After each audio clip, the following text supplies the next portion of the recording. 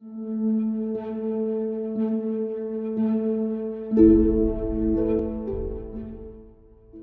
come to this beautiful place in the evening. The sun has just set. This beautiful place to speak about something that is not beautiful at all, namely sin.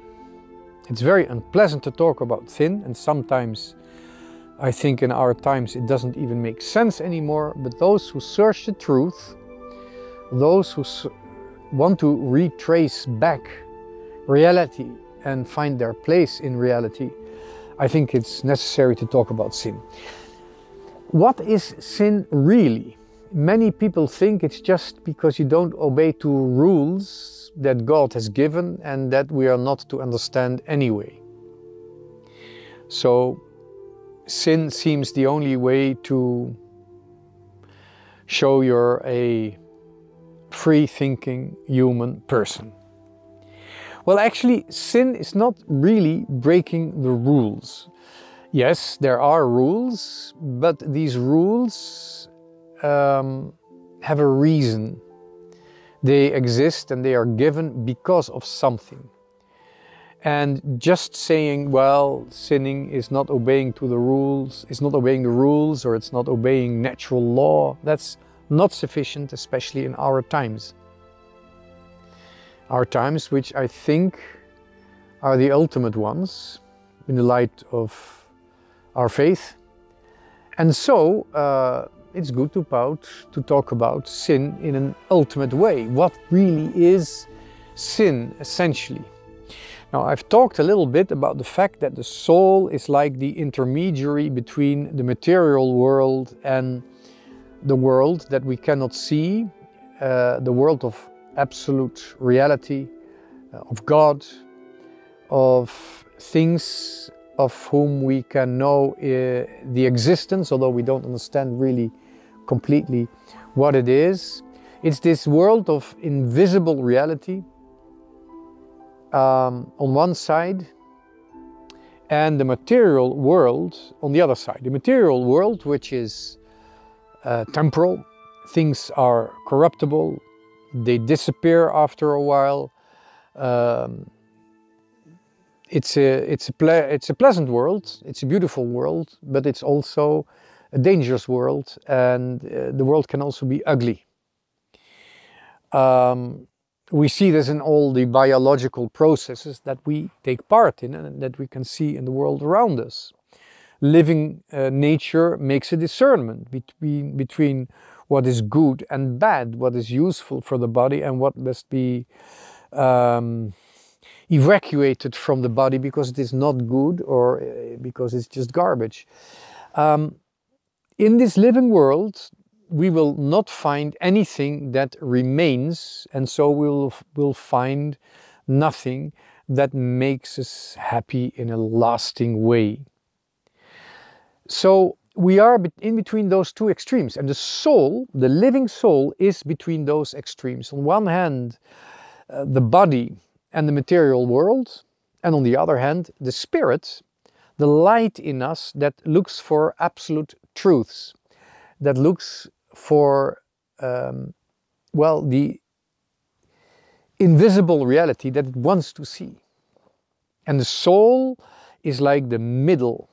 You could say also the soul is the life that is in the middle of being and becoming or moving. Becoming, living and existing. That's like the three elements of what we are, and life is in between, and the source of life in us is the soul. Now, what is sin? Basically, sin is when the soul does not want to be the intermediary. When the soul wants, as it were, to rise above the extremes and have a happiness, a life, and a power all of itself. That's sin. That's right, that's the soul that does not want to be the middle, but wants to be an extreme above all other extremes. That unfortunately has some consequences which are very, well, grave consequences. First of all, we have natural inclinations towards matter. We like to eat, we like to drink, we also like to judge that something is beautiful, we like to enjoy beauty. And also, of course, the very strong part of our passionate life is sexuality. Sex gives a pleasure that is maybe the strongest pleasures of all, and it is linked, and that's maybe the reason why can be so extreme. It is connected with the transmission of life and the necessity of the human species. The species must live in order to exist. The species of mortal man, life must be procreated, and that's why the passion of sexuality is so coercive, or can be so coercive and necessary. Now, there's nothing wrong with sexuality. There's in fact nothing wrong with any natural inclination of man, except that in the case of sin, it can become a form of slavery. Because of our natural tendencies, our natural inclinations, which in themselves are not bad, not beastly, not sordid, not shameful, because of sin, all those tendencies, all those natural inclinations can become a form of slavery. Because the soul doesn't want to connect with what is spiritual, it can become imprisoned in matter. And then all these passions do become shameful, even beastly or cruel. That's when things go wrong as a consequence of that first sin, which is called pride very often, but pride can also be good. There's a grateful pride for being a human being, or you can be thankful for being a Dutchman or an Englishman or whatever. So that there is a form of natural, normal, grateful pride. But there is a form of spiritual pride where the soul sins, and it's maybe better to call it haughtiness or arrogance. It's the soul that wants to be above everything. And then, strangely enough, the acts of the soul in the disordered inclinations of nature, they become sinful. And they are not only free acts, but they also become a form of slavery. It's what St. Paul calls the law of the flesh. And the strange thing is that those acts of the flesh as a slave of matter, or if you like, the acts of the soul as a slave of matter, they are not just a sin, they are also a consequence of sin, and they are a punishment of sin. And if the soul doesn't allow the conscience to intervene and say and recognize that this is bad, then it's not just sin, it's not just a consequence of sin, but it's also the cause of new sins.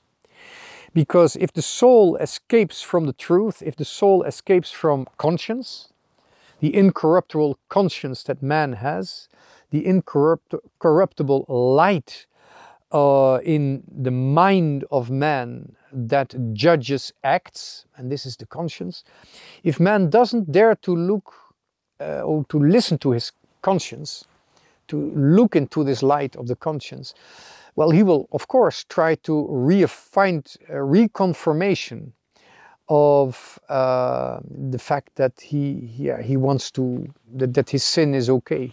So all these physical acts, material acts, where the soul, starting with haughtiness, starting with arrogance, wants to rise above all other extremes, all these acts which are the consequence of that vanity, of that haughtiness, they are both sins, they are consequences of sin, and they are at the same time also even a principle, a beginning of new sins. Now that is one side where the soul tries to find a confirmation for the fact that it is master, it is principle, and it's not the middle of something, not a mediator. Whereas life is always mediating. So it's in fact also the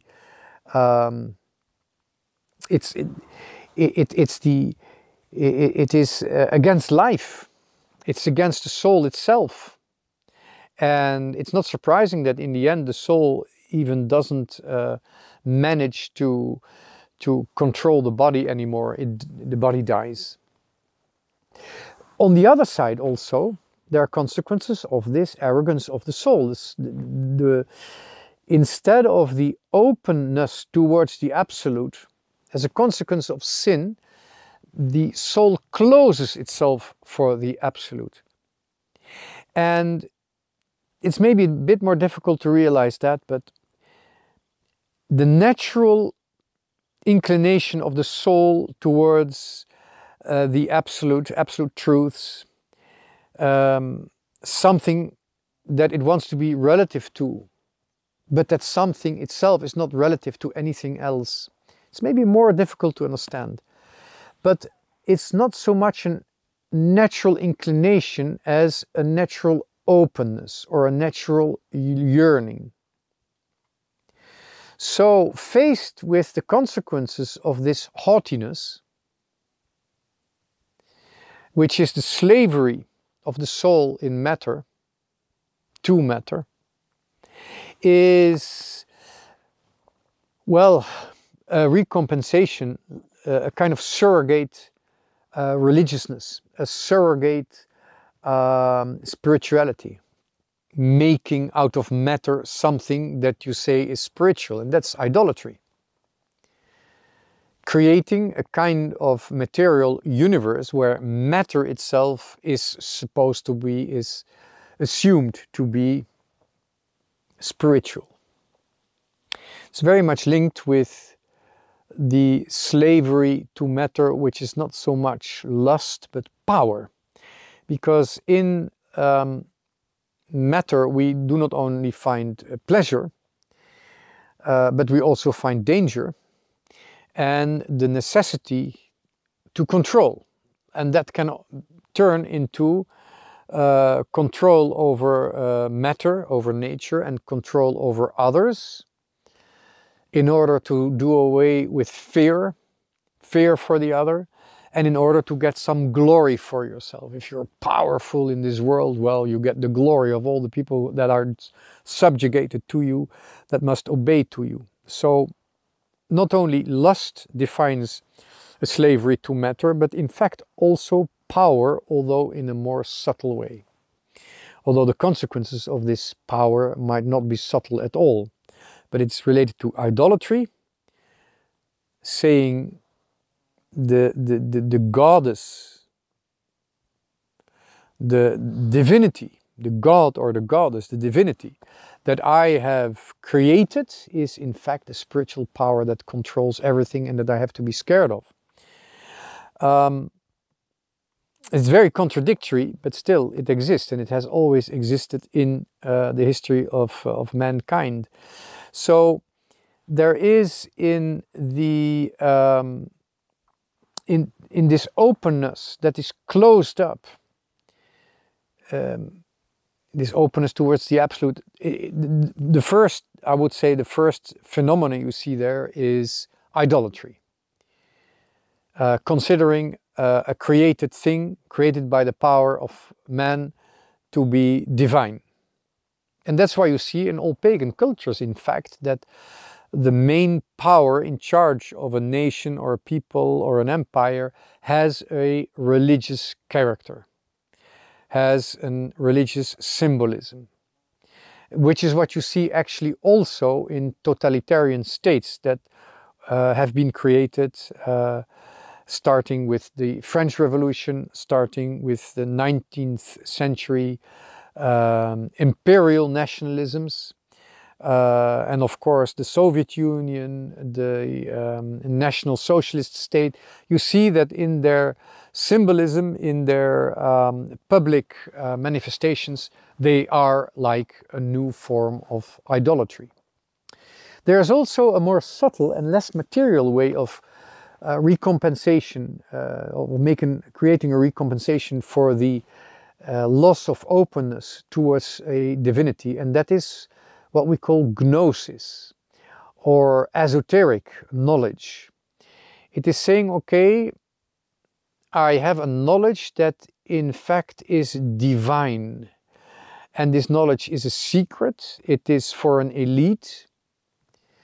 It's an elite because only a few people are allowed to know the secrets, or only a few people are able to know these secrets. They can be mystic, they can be a form of expertise, they can be a form of engineering. There's lots of ways in which man can imagine he has an absolute knowledge that kind of replaces this openness of man towards the invisible reality. Now, there are many kinds of gnosis. Gnosis is just a Greek word for know, to know, knowledge. There are different forms, but they all have in common that, after all, it is man who knows, and the problem is that knowledge is always very reductive. When we know something, we reduce that something to our way of knowing, to our level of knowing it. We reduce it and sort of contain it in our human experience. Whereas seeing means we can totally respect, we don't have to reduce what we see. And instead of reducing what we see to ourselves, by what we see, we can be attracted to whom we see, and we can be changed by the one whom we see and who sees us. And that is a completely different perspective, because that shows how the soul can really be between two extremes. The soul that knows can be an intermediary, but it doesn't have to be. Whereas the soul that sees is by definition, I would say, a witness to something that is greater than the soul. And so the soul that prepares to see something, or is seeing it partly, is already witnessing for that greater reality. So instead of being its own source, the soul is already an intermediary, or if you like, a transparency for the light it cannot see yet. And that's why conversion means turning away from the material world and turning away from the delusional happiness of the material world, realizing and consciously realizing and consciously recognizing that the material world will never make you happy. That's one side. And on the other hand, adoring God, respecting Him as He is, and joyfully receiving His promise that one day we will see Him, not just know Him, but see Him. And as says the promise, which is written in the first letter of St. John in the New Testament, as we see Him, we will be similar to Him. So by seeing God and by God seeing us, and by answering the regard of God on us, we will be lifted up to a similarity to God Himself. And that's something completely different than reducing what we know by our knowledge of that thing. That's the promise of God. And from that moment of our conversion onwards, not forgetting who we are, we can bit by bit learn to give a shape to that light that we do not see yet, but that we hope to see, and that through faith we partly see, to give a shape to that light and formulate in that way an answer to that light. Formulate an answer to the word that has been given to us, the divine word that has incarnated for us, that has become a human being for us with a human body. We can answer to that divine gift by giving something of our own life in our simple material world, where we move, where we grow. We can formulate in simple things, or in whatever we do with a loving heart, we can shape an answer to the word that was given to us, and that has kindled in us the yearning to see God face to face.